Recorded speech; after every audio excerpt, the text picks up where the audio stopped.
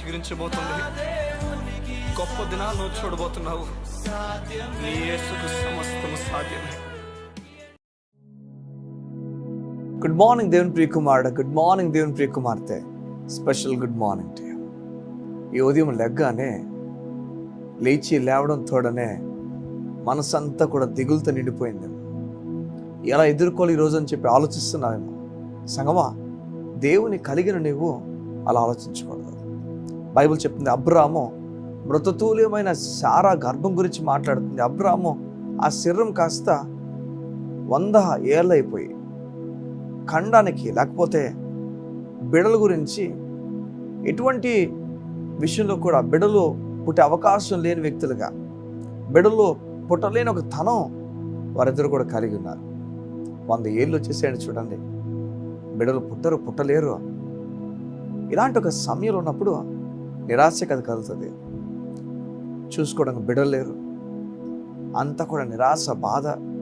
చుట్టూ అందరూ కూడా చాలామంది బిడలు కలిగి ముందుకు వెళ్ళడం చూసిన వీరు ఎన్నిసార్లు బాధపడతారు.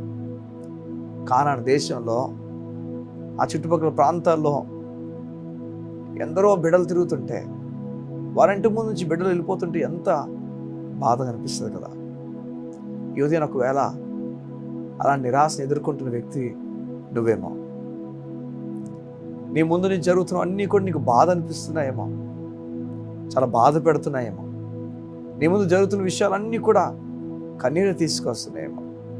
దేవుడు నీకు చెప్తున్నాడు, నీకు ద్వారాలు తెరవబోతున్నాడు, నీ గొప్ప కార్యం చేయబోతున్నాడు. చూడండి, అబ్రాహాం గురించి ఒకసారి ఆలోచించండి. అసలు బిడ్డలు పుట్టే అవకాశం ఉందా? లేదు సంగమా, పుట్టే అవకాశం లేనే లేదు. ఈరోజు కూడా డాక్టర్స్ ఎంతమంది ఆశ్చర్యపోతున్నారు తెలుసా? ఏ విషయాలు అడుగుతారా? ఎందరో వారు రోగులు గుండా వెళ్తున్నప్పుడు, రోగాలు గుండా వెళ్తున్నప్పుడు, యాక్సిడెంట్స్ గుండా వెళ్తున్నప్పుడు ఎందరినో దేవుడు స్వస్థపరిచి నిలబడడంతో డాక్టర్స్ రిపోర్ట్స్ చూసిన తర్వాత, ముందున్న రిపోర్ట్స్, ఆ తర్వాత ఉన్న రిపోర్ట్స్ చూస్తే రెండింటిని కంపేర్ చేస్తున్నప్పుడు ఆశ్చర్యం.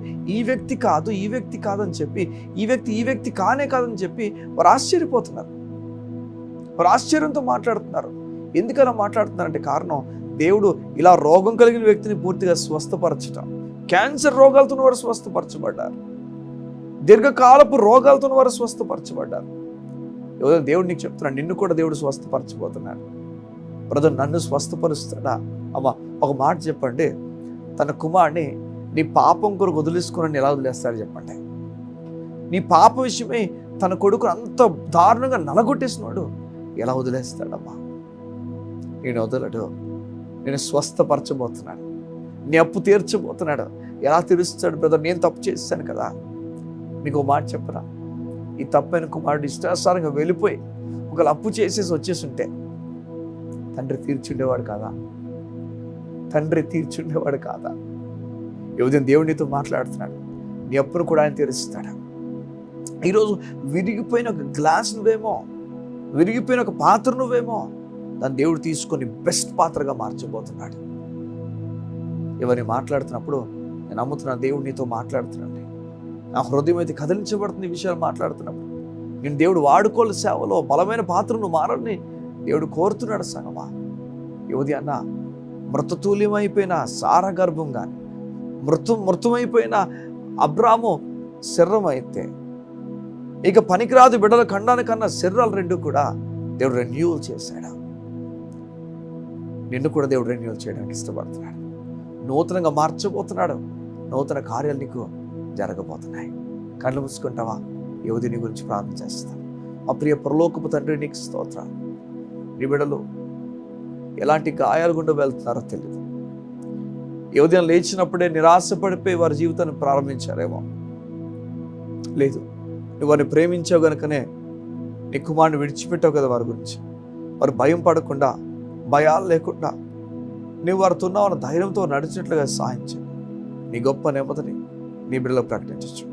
దేవుని కార్యము వారు చూచునుగాక, దేవుని నెమ్మదితో వారు నడుచుదురుగాక. యేసు నామమున ప్రార్థించు నామ తండ్రి. ఆమేన్, ఆమేన్, ఆమేన్. ఈ ఉదయం దేవుడు నీతో మాట్లాడి చెప్తున్నాడు, నిరాశపడతావు, కృంగిపోద్దు, భయపడతావు. నీ కొరకు బలమైన కార్యాలు దేవుడు దాచించాడు. God bless you. See you tomorrow.